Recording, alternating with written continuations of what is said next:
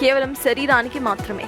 సాధించాలని తపన, దృఢమైన ఆత్మవిశ్వాసం గనక ఉంటే ఏదైనా సాధించవచ్చని నిరూపిస్తున్నాడు జాకిర్ పాషా. పుట్టుకతోనే 2 చేతులు లేకపోయినా సరే కాళ్ళనే చేతులుగా మలుచుకుని తనకంటూ ఓ ప్రత్యేక గుర్తింపును తెచ్చుకున్నారు. కొమరం భీం ఆసిఫాబాద్ జిల్లా కాగజ్ నగర్ కు చెందిన జాకిర్ పాషా ఇన్స్పైరింగ్ ప్రయాణంపై బిగ్ టీవీ స్పెషల్ స్టోరీ.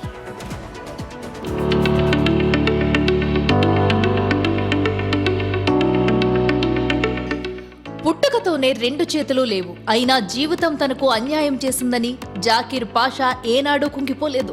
తల్లిదండ్రులు షేక్ బాబా, షేక్ మెహరాజ్ బేగం ఇచ్చిన ప్రోత్సాహంతో ఆత్మవిశ్వాసంతో ముందడుగు వేశాడు. చిన్ననాటి నుంచే చేతులతో చేయాల్సిన పనులను కాళ్లతో చేయడం అలవాటు చేసుకున్నాడు జాకిర్. చదువుపై ఆసక్తి పెంచుకుని పోస్ట్ గ్రాడ్యుయేషన్ పూర్తి చేశాడు. చదువుతో పాటు సాంకేతిక విద్యపైన దృష్టి పెట్టాడు.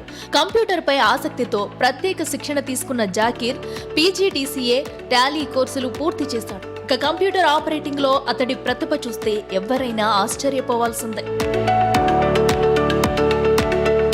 చేతులు లేకపోయినా కాళ్లతోనే కీబోర్డుపై వేగంగా టైప్ చేస్తూ కంప్యూటర్ను అవలీలగా ఆపరేట్ చేస్తున్నాడు. గతంలో పలు ప్రైవేటు కార్యాలయాల్లో కంప్యూటర్ ఆపరేటర్ గా పనిచేస్తున్న జాకిర్ ప్రస్తుతం ఇంటి వద్దే ఆన్లైన్ సెంటర్ నిర్వహిస్తూ తన కాళ్లపై తాను నిలబడుతున్నాడు. కష్టపడి పోస్ట్ గ్రాడ్యుయేషన్ కంప్లీట్ చేశాను. మా నాన్న auto driver.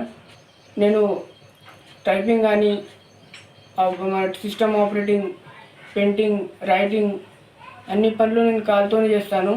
CM Revanth Reddy గారు నాకు మీ సేవ అయినా ఒక చిన్న ఉద్యోగం ఇప్పిస్తే నా కుటుంబాన్ని పోషిస్తూ నేను ఈ జీవితంని కొనసాగుతానని కోరుతున్నాను.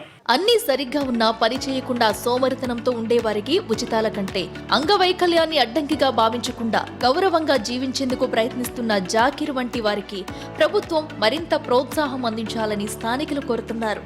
లోపాన్ని చూసి కుంగిపోకుండా ఆత్మవిశ్వాసాన్ని ఆయుధంగా చేసుకుని జీవితాన్ని నడిపిస్తున్న జాకిర్ పాషా తనకే కాదు అంగవైకల్యంతో బాధపడుతున్న ఎంతో మందికి స్ఫూర్తిగా నిలుస్తున్నాడు.